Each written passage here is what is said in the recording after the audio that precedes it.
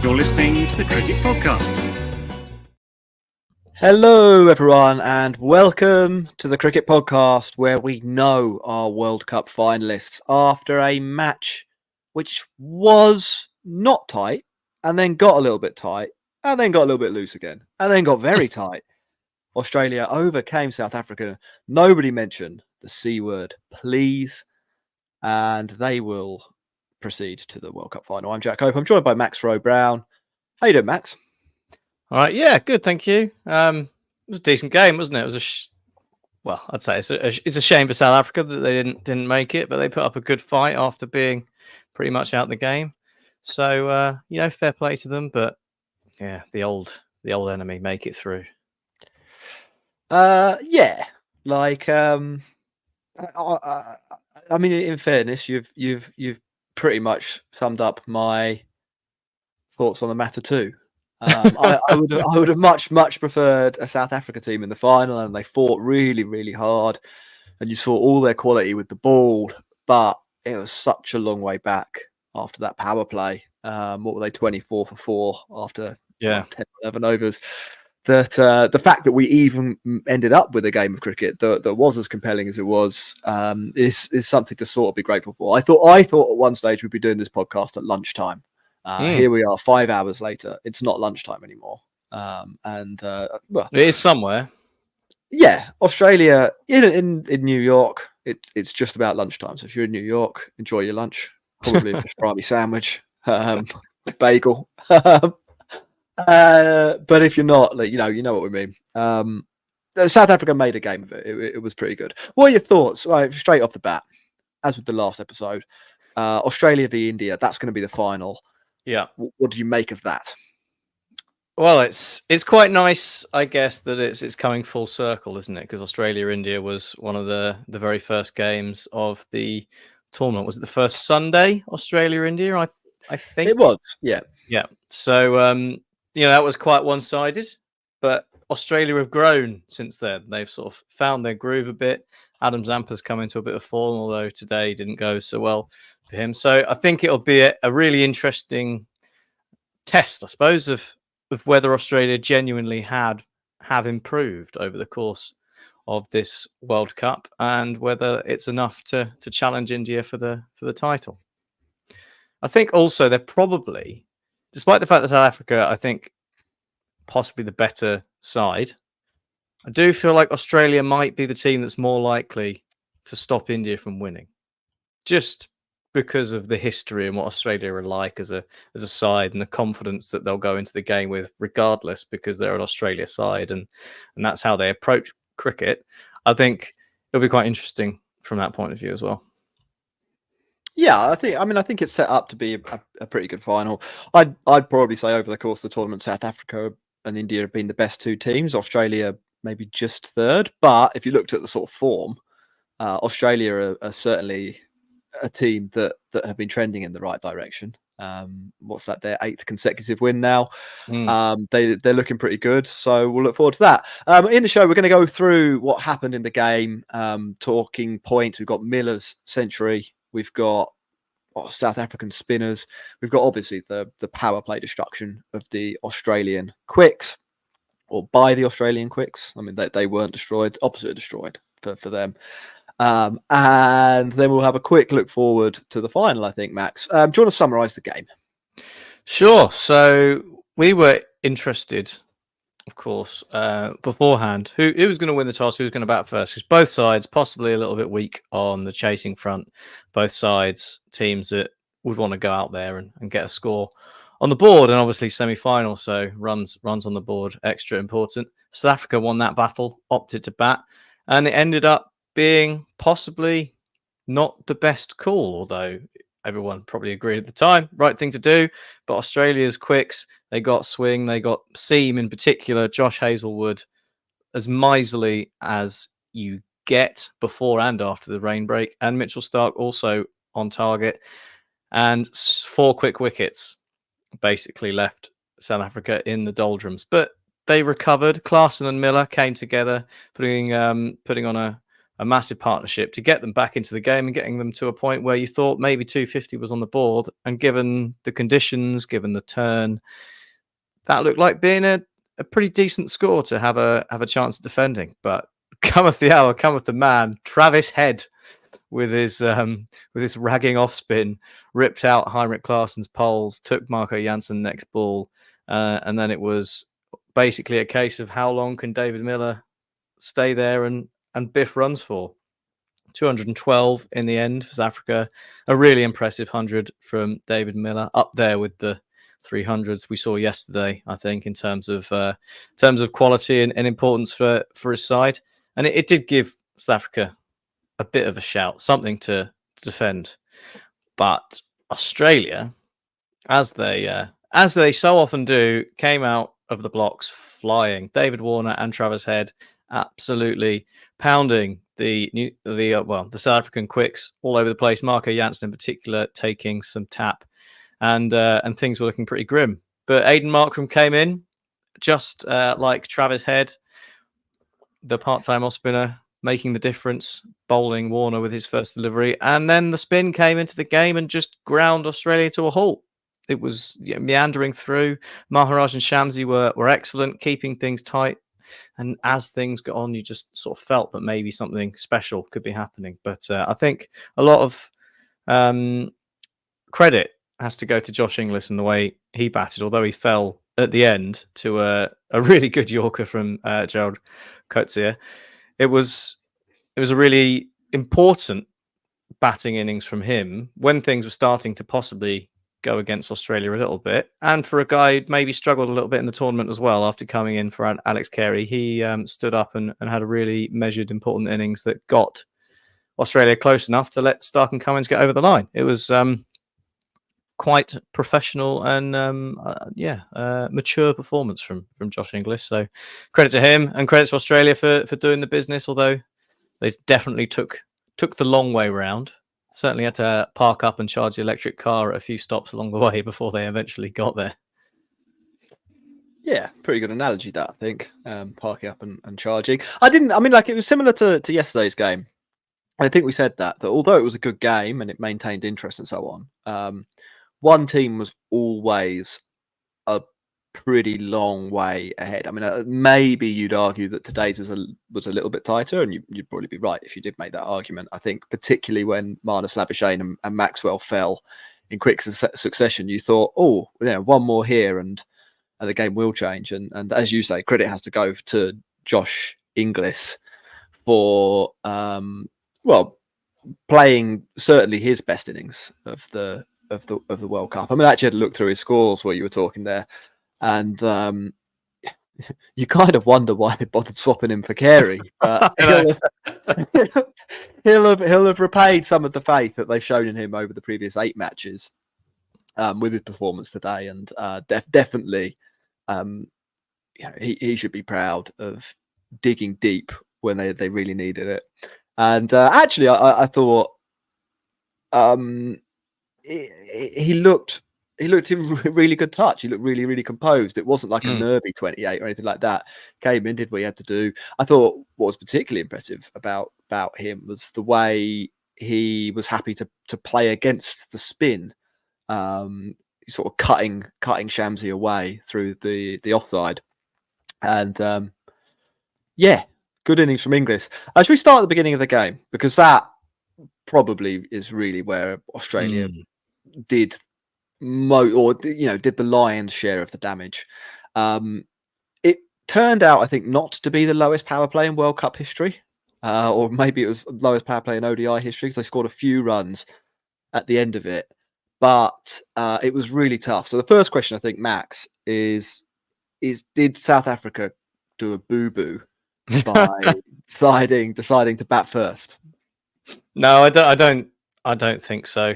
It's I think they were a little unfortunate with how it played out in terms of the conditions, but I think everyone at the time thought that batting was the right thing to do. Pat Cummins said they would have batted, and it's the way South Africa have been successful throughout this entire tournament, batting first and putting a big score on the board. It's how they've modelled their game, and there was no reason really to go against that here. I think possibly some of the fact that it was a little bit drizzly and that the lights were on might have helped the Australian bowlers get a bit of extra movement. And that's just bad luck, really, isn't it? I mean, you can look up and try and predict the overhead conditions, but if you then do that and the ball does nothing and your openers gets flayed all over the place and you're chasing 300, then you look like a right idiot. So no issue with the decision to bat.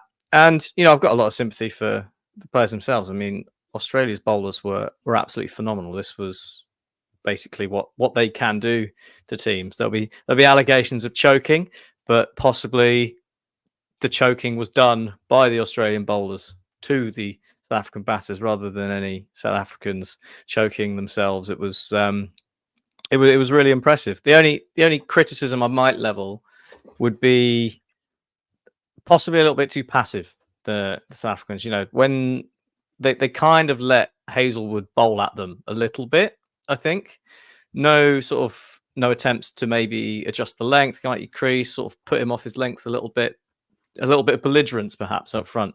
It's risky, of course, but sometimes you have to take that risk because the flip side of it is you end up 8 for 2 after 5 overs. So it was, that would possibly be my only criticism of South Africa and the way they approached their innings, but you do have to give the lion's share of the credit just to Australia and the way they bowled, I think. I'd probably agree with that, and I think in both semi-finals, you've seen the best team on the day, and arguably the best team overall, win because of their skill. I think it's tempting to run the South African choke narrative in this game, but I didn't really see much evidence of that. I think they had to bat in extremely difficult conditions and they took a risk there. And I think, as you say, they were unlucky that the conditions probably turned out to be a lot worse than they thought they would have to bat in. And that the Australian bowlers really turned up. And there have been games in this tournament where Australia, with the new ball, have been poor. Haven't been great, sprayed it around a little bit. Well, they put a stat up, actually, in the South Africa...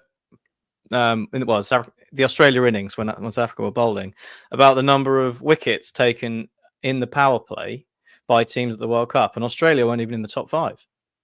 So there you go. Like, if fifth would be about average, we can say they're a below average power play team for this World Cup, and maybe a risk worth taking if you're South Africa. It didn't pay off for them, and I think, and we'll get into a few of the other moments. I think you can say in this game as well that bits of luck like that didn't go South Africa's way, and that's one of the things that happens in cricket. Like, sometimes you think the conditions are going to be one thing and they are another thing. Sometimes you're the man with Velcro gloves behind the stumps drops 3 catches. These are things that happen in cricket. Sometimes you spin the ball past the outside edge over and over again and you don't find it, and sometimes when you're batting you just miss a ball that goes straight on. Like, these are not all of these things. Sometimes your number 8 doesn't review it when he's caught behind and didn't actually hit the ball.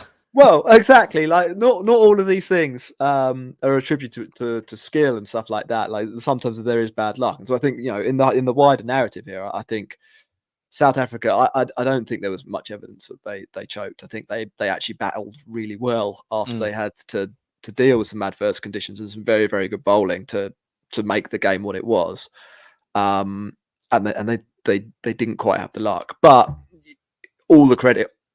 That all said, loads and loads of credit has to go to Hazelwood and Starc for gutting the top order of the South Africans. I mean, ultimately, Max, you say if the top 4 could have finished the power play 30 for 3, they might have won this match. Or 40 for 3. Like, it's that much of a margin. Like, it's all of those dot balls and all of that pressure pays a huge dividend in the end when the number 8 and 9 only have to make 20 between them instead of having to make 40 or 50. So really well bowled, Starc and Hazelwood. Killer Miller, though, was in fine form, wasn't he? I mean, unlucky overall, I thought, to not be player of the match, although you can understand why Head won it. Yeah, I was thinking actually during the chase who who was going to get it, or who was going to get it over David Miller, basically, because you know they're not going to give it to a guy on the team that's lost, especially in a semi-final. You know it's not going to happen. I was trying to work out who it might go to.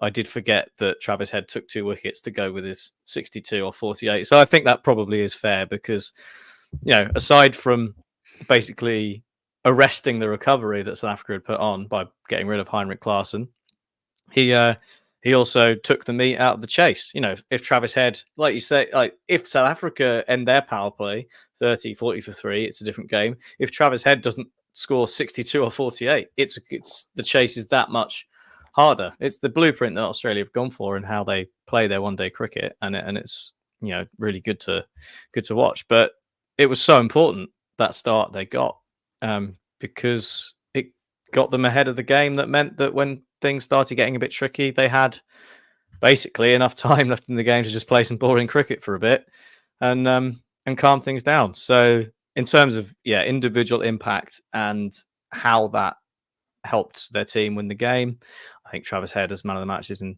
it makes perfect sense. But David Miller was phenomenal. I mean, you're talking about the choking point. I completely agree with you. Like, there's no evidence of choking on David Miller. He really stood up when the chips were down, when his team were struggling. He and Klaassen, they came together and they were brilliant. They put the pressure back on Australia. They caught up, and if he just managed to hit that pull shot 5 yards further, then again South Africa could have been looking at 230, 240, and it would have been a different game altogether. So it was really impressive from him. Shame for him that it wasn't enough for his team, but really impressed. And like I sort of said in the summary, it's as good as the 300s we saw yesterday, I think, albeit in completely different circumstances. Really impressed with him and his World Cup in general. He's been great. I would probably say that was a better. I mean, of the semi-finals, as a piece, I think that is the best innings. I think Head was man of the match because he took 2 wickets, and just when South Africa on that pitch had got into a position where you were like, 19 overs to go here, 250s on the cards, and that really would have been a tricky score. He sort of saws it off at the knees, and then his batting, as you said, put Australia miles ahead of the game. But that innings from Miller, loads of credit has to go to him. I mean, like he's I wouldn't say necessarily made his name in T20 cricket. He's got a pretty stellar ODI record, but certainly in recent years, you sort of think of him as this finisher who comes in, blasts the ball around, reinvented his game a little bit so that he can take down spin as well. But we saw sort of the full range of David Miller here under a run of ball, but there's not really a problem with that in this scenario. Like he was able to soak up pressure, extremely effectively, and then when he got his chance, he started to catch up, hit 5 6s, 8 4s, so a pretty significant boundary threat in there as well. And I think again, you get Marco Jansen or Klaassen to stay with him and get 20 or 30, it really makes it just makes the game so much different. So I guess credit to Travis Head for a ball which afterwards he acknowledged didn't spin whatsoever to Klaassen, and then I've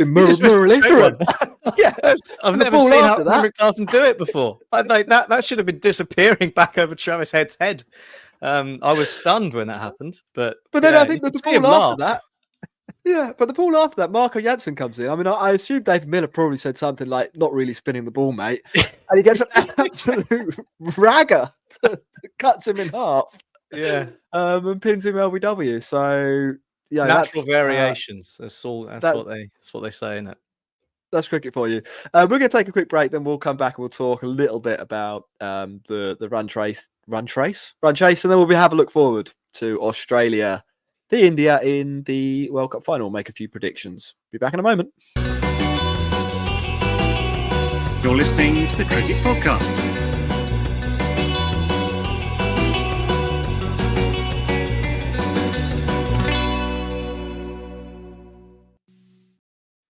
Welcome back, everyone, to the Cricket Podcast. Just a reminder, if you're listening on Apple or Spotify, do leave a review and tell us what you think of the podcast. As long as you like it, don't leave a review and be like 1 star. This team, these people hate, whichever team we said something nasty about. Like we try to be neutral here, and sometimes your team might be bad, and we might say they're bad. And obviously, if you're on YouTube, do hit like and subscribe. You can see a few people in the chat on the live stream. Always a pleasure to have people participating there. So thanks for joining us. Max, it did look early like Australia were going to win this match very, very comfortably, didn't it?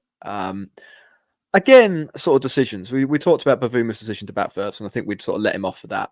A few people have been saying that spin should have come into the attack a little bit earlier to try and arrest some of the Australian momentum. Why don't we start with that as a talking point for the second innings? Easy to say that when Aiden Markram takes a wicket with his first ball, isn't it? I mean, the thing you have to remember is that South Africa needed those overs in the middle period. You can't just go and blow 3 overs of Maharaj early on a sort of, on a whim or maybe Aiden Markram, because you got to think about when you might need them later on. I actually thought that Bavuma did a really good job of using his resources.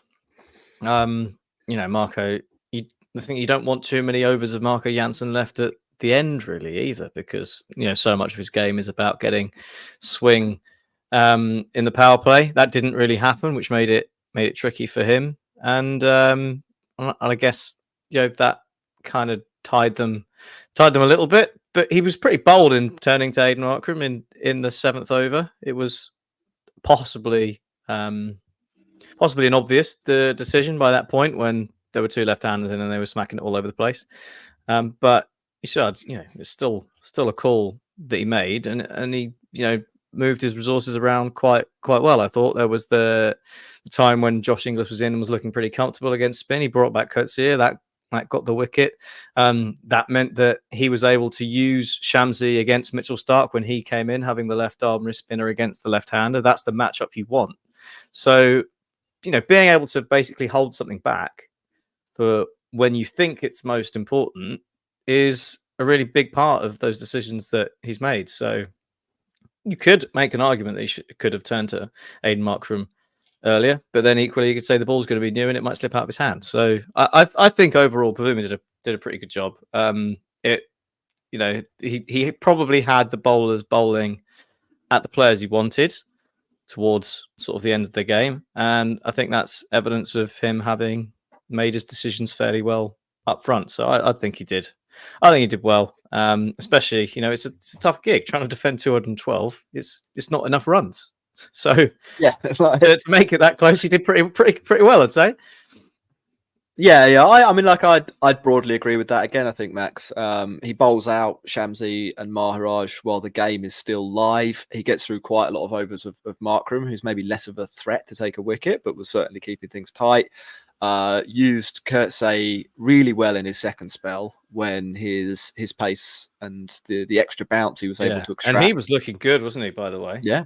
Really, really good. Really good. He gets Smith and Inglis, but as you say, like they just didn't quite have the runs on the board. I mean, there's a question about Rabada, who only bowled 6 overs, didn't come back into the attack. The word on the street is that he had an injury, so I think you can let him off for that.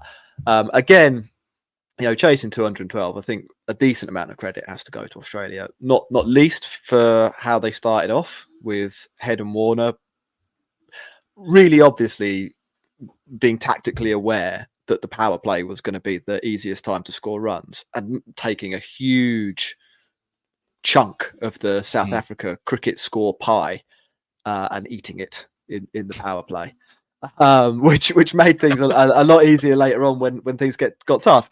And then you look at the Australia side, from 3 down. There's a lot of test match experience in there, and once those two, Head and Warner, that is, had made the run rate a non-issue, it was sort of perfectly fine, I thought, for players like Steve Smith to score quite slowly. Even Marnus, 18 off 31, like it's not the greatest score in the world, is it? And he might not have looked great doing it, but they needed like 100 runs when he came in. Yeah. So he's moved, he's sort of passed the baton on, if you like. Credit as well, obviously, goes to the guys who finish it off at the end, Inglis, Starc, and Cummins, because you'd have been really nervous. I mean, there's no doubt about that. Even though you were really, really quite a long way ahead in the game, I doubt it felt like that. I doubt, you were sitting in the dugout being like, well, WinViz and Betfair and whatever think we've got like an 85% chance of winning this, so let's put our feet up and crack a cold one, boys. We're going to the final. No, you'd have been absolutely bricking it. So I mean, it probably wasn't a fun experience being out there at all, and you have to execute, don't you? It's not a given. So well done to all of them as well. I think Australia, on the back of their good bowling, do enough with the bat against a pretty fierce effort from South Africa, and it might not look like the most convincing win of all time, but I think it was fairly professional overall. And I think, I don't think there's anyone really in that order I'd castigate too badly for what they did. I think it was absolutely fine for them to score at 3 and over for 30 overs, given the circumstances. Arguably, they fell a little bit too much into the playing a test match in India trap in the way a couple of them were. Labuschagne's reverse sweeping and Glenn Maxwell's attempted hoiks were somewhat reminiscent of the let's sweep everything ploy that went so well earlier in the year. But yeah, I mean, I agree. It was all about that fast start, wasn't it? And Pat Cummins must be one of the most annoying people to bowl at as a number 9, because he's pretty solid, right? And you think, good. Yeah, the guy at the guy at the end who you're thinking this is the end we have to target to get a wicket and win this game. And more often than not, Pat Cummins is pretty stoic in that position. It's pretty frustrating, especially when you can just see Adam Zampa and Josh Hazlewood waiting to come out. You're thinking, you're just so desperate to get at them, and you got Starc and Cummins to get through first. That is quite a bonus to have 2 leading fast bowlers who pretty useful with the bat. Yeah. So that's the game. I think fair play to Australia. It was a pretty interesting one. Anything you'd like to say? Someone has asked us, wasn't Bavooma's captaincy questionable? Change studios in the chat. I actually don't think it really was. I thought he captained them really, really well. He was about as aggressive as you can be with that score on the board. And if you look at who bowled their overs and when they bowled them, as we were saying, he bowled the right guys to the right batters, which isn't easy to do with 200 on the board. Like it's easy to get that wrong and leave overs from one of your strike bowlers sort of unused. He did a pretty good job of working out how to get wickets as well. Kind of tricked Steve Smith into skying one. That's not easy. Like that's really not easy to do. And I gave himself a little bit of a chance with Maharaj and Shamsi to the lower order too. But they were up to the task. Like Starc and Cummins are guys who can bat. They knew what they had to do, see that off, and eventually he'd have to go back to somebody not as good. And that's what happened. So often in these sorts of low defenses, you find captains just throw their strike bowlers at it really early, and they might have some success early on, but then a team will be 6 down with 15 overs left, and then you'll realize that you've got 8 overs of Marcus Stoinis to throw in somewhere.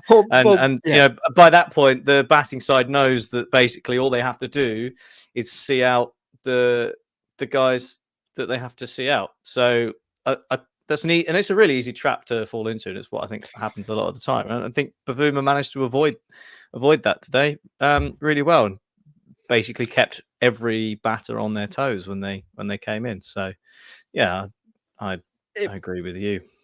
It would have been good if he'd scored some runs in the tournament. I will say that if you want to look at Bavuma's performance as a whole, like he's had someone said to me today, he averages 52 in 2023 in ODI cricket, and he averaged 18 in this. Yeah, World it's not going to be Cup. 52 So, anymore, is it? no, it still is 52. Oh, it's still 52. That's right, how okay. good he was until this Right. World Cup, and it's just all sort of gone wrong for him, Oh, which is a shame for him and a shame for South Africa. But I don't think his captaincy is really a question here. Something that is a question, and I don't think we have to spend too long on it, is that they dropped 4 catches as well. Yeah. And in that's a the other game like thing, this, isn't it? when you're defending yeah. 212, what you need to do is catch everything. So, yeah. It's like if you want to think back, and when we'll go on to India, Australia now, but think back to that game on Sunday, first Sunday of the World Cup. It is quite a long time ago, and you'd be forgiven for forgetting this. Mitch Marsh dropped Kohli, didn't he? Who went on to score 80 odd and basically take India to victory when India would have been, I think, 40 for 4. It would have been Australia's game to win at that point. Ball goes down, and that's probably the turning point. And you could probably say in this match, I think there was a drop of Kurtz's first ball in the power play. Was it Head who was dropped? Yep. And that's a huge moment in the context of this match. I think. I know we don't know that Mitch Marsh wouldn't have come in and batted better than he actually did, but it's all counterfactual. Again, but that it would have been better if they caught it. That catch gets taken. Everyone says, "Oh, what a great move from Bavuma to bring in Kurtzia in the power play, early in the power play and get that wicket, and not turning to spin early." So it's a lot of hindsight, isn't there? Right, we're going to talk about India v Australia now. Ahmedabad, the Modi Dome, 130,000 people. I don't think it's actually that many because that's if people sit on the outfield. Apparently, a lot of people will be at the stadium, and I would imagine, Max, that most of them, at least 50%, 55%, will be hoping that India take home the trophy. It's obviously a repeat of a match that we have seen before. It went India's way last time. India are undefeated in the tournament so far. Haven't really been taken that close in a single match. Australia lost a couple of games, beating in a few very close ones, so could have definitely lost a few more, I think, along the way. Can you give me a reason why India might lose this match? Yeah. All about the power plays again. Travis Head and David Warner. I mean, India have employed similar tactics, haven't they? With Rohit and to a lesser extent Shubman Gill when he's come back into the side. But I mean, Rohit's been the leading light in that ploy of taking the game by the scruff of the neck nice and early, and it's been really successful. And again, similar to what we saw today, I think that's where Australia will possibly get the most joy. They'll have to target someone with the ball. It's difficult to pick one from that India bowling lineup, but I guess Siraj maybe taking on the blueprint that New Zealand did would be the guy to go for. And I think that is their best chance of getting to a point where they're ahead of the game enough that they can be a bit more circumspect in those middle overs, because that spin battle is going to be tricky, isn't it? We saw them struggle a little bit today against the spin. Kuldeep and Jadeja, exactly the same profile of bowler as what they faced today, except possibly better. I mean, Maharaj might have something to say about that in comparison to Jadeja, but Jadeja's records in India are obscenely good, so I'm not sure Jadeja would agree with that. And Kuldeep is definitely a better wrist spinner than Shamsi in my view. So they're gonna that's going to be a real struggle, I think, to get over, and they're going to need that fast start to give them a bit of a platform. But the other side of it is just the know-how, isn't it? The know-how of how to win. India, the amount of pressure on India to win this game. I know you're not big on pressure affecting people, but can you think of a situation where there's ever been more pressure on a side to win a game of cricket than this? Like 110,000 people at the Modi Stadium with Modi there in a home World Cup where everything India want is to win. Everyone in India desperate for India to win this game. They're coming up against an Australia side who aren't as good as them. So there's expectation as well as hope. And there's always a chance that does get into your head and just, knocks off that couple of percentage points in your performance and maybe open the door for Australia, because they're kind of on a shot to nothing, Australia, aren't they? They'll be relishing the opportunity to go and spoil the party. To some extent. I mean, like the reason I sort of don't believe in pressure is because that implies if you think pressure exists, then that implies that for pressure to affect India, it implies that there's no pressure on Australia, and there obviously is, and they also will be playing in front of 100 and whatever it is, 1,000 people. Except that none of the people in that stadium will want them to win. That's potentially more of a factor. I'd have thought. I mean, I can see. I mean, cards on the table. I think this is 70-30 in favour of India, but it's a much more interesting discussion to think about it from the perspective of how Australia can win, because there are fucking loads of ways that India can win. Turn up. That's one. Shubman Gill could get a century. Rohit could get a double ton. Virat Kohli could reel another one off, and then you've got Shreyas, and I think actually he might be a bit. Shami could take another fifer. Yeah, exactly. We've not seen Bumrah destroy a team in this World Cup yet, but it definitely could happen, couldn't it? Kuldeep, he's a fifer candidate against this Australia team if ever I've seen one. Jadeja takes wickets for fun again. I mean, there's all of these different ways, or any combination of a little bit of this and a little bit of that could lead to India winning this game and potentially winning it quite comfortably. But that doesn't mean that they will, and there are ways that Australia can win. I think, your first point about Head and Warner potentially being a problem for India is where I go as well, and that might sound weird because India have been so good in the power play with the ball, but Head coming in for whoever, I can't even remember who it was it Marsh or it was Marsh? It's a big upgrade. Like, Head is one of, if not Australia's best ODI batters, and he's done it 2 or 3 times in this tournament. He did it in this game, played an innings that takes the pressure, to use that phrase but in a slightly different context, takes the pressure off the rest of the team to score at 6 and over, because him for 50 balls could put 80 on the board, and then it's sort of all right for Steve Smith to score a strike rate of 80. Like, he doesn't need to play anything except his natural game. It's all right for Mitch Marsh to take a few balls to get his eye in. And then I can see Australia sort of getting on a little bit of a roll. They've obviously got a few other guys with a little bit of pop in the lineup that could put a There's this guy called Glenn Maxwell who's quite good. Exactly. I mean, Glenn Maxwell could single, like, of the players in this final. We talked about a bunch of Indians there. Glenn Maxwell, well capable of single-handedly winning a game of cricket by himself, even against a team as good as India. So there are ways that Australia can win. I tend to agree with you that if they are going to do it, it will be because of the power play in either innings. Australia haven't necessarily fired in every game with the ball, as we were discussing, but if they bowl anything like they did against South Africa, it won't be as easy for Rohit to do what he did. It will be a little bit more of a challenge. He might still do it.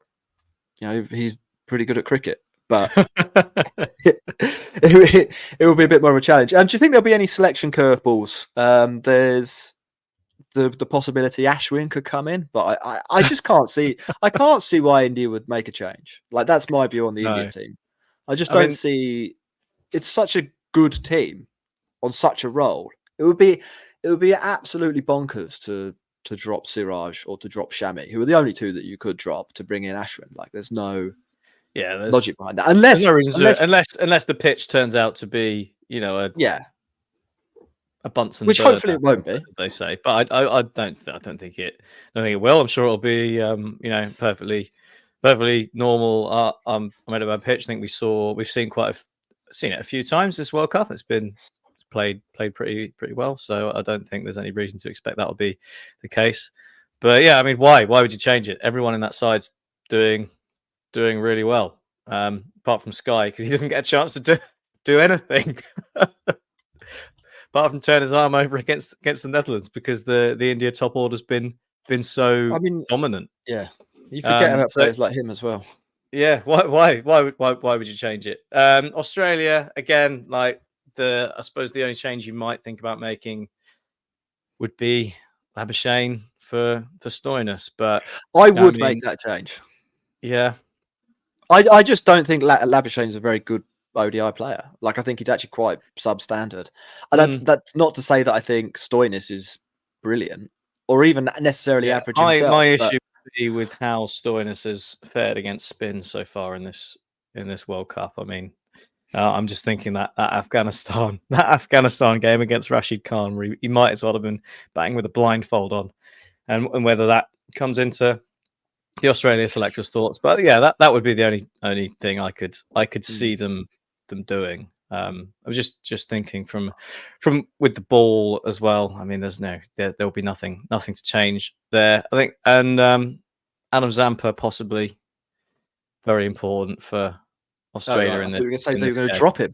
No, just thinking about how important it's going to be, because obviously, India's top order is entirely right-handers, so he's got the matchup, and he's been getting better and better throughout this World Cup. He had a really tough time of it in the first game against India, so that's a big thing for Australia to win as well. The power players won, but Adam Zampa will need to have a good day as well if they're going to restrict India in any sort of way. So another key battle, I think.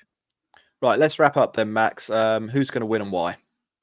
Well, I said at the start of the tournament, I had Australia down because they were the only team left in our draft that wasn't India that was likely to win it. So I'll have to stick with that, even though everything points to an India win. They are the better side. I'll go with Australia. And you've got no justification for that. Just say I'm going to go with Australia. Well, we've spoken about it. We've spoken about it, haven't we? The way they could win, right, and suppose, why not? I'll go all in on the pressure angle. It's going to be too much. They're going to crumble. 35 all out. Yeah, all right. I can't see. I think it's Australia are big outsiders. I think India are going to win this World Cup. And I think they'll deserve to. And I think they'll go down as one of the best ODI teams, which they also deserve. They've been so much better than all of the other teams at this tournament. It would be a crowning glory for Virat Kohli, for Rohit Sharma, for Mohammad Shami, for Bumrah. Winning 11 games in a row. Absolute towering players in ODI cricket.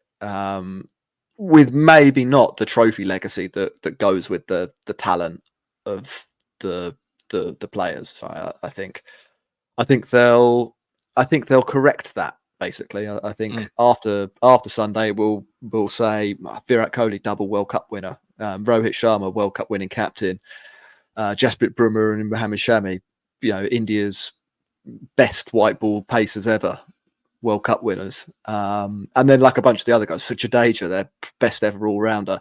Like these aren't like, I'm not being high. There's not too much hyperbole here. These are living and breathing in front of us. Like 8 probably of India's best ever ODI players, and India have been consistently one of the best ODI teams, at least for the last 20 odd years. So we are seeing something special, and I think they will pull it off. And we haven't even mentioned Shubman Gill. I mean, like, the future meeting the past in a kind of, well, I don't know, in not a thing, just the future meeting the past. Anyway, that's it for the cricket podcast. We will be back. How beautifully put. Yeah, we will be back on Sunday to talk about the finals. So make sure you're subscribing. Make sure you set your notifications to on. We will speak to you then. Goodbye, everyone. Goodbye.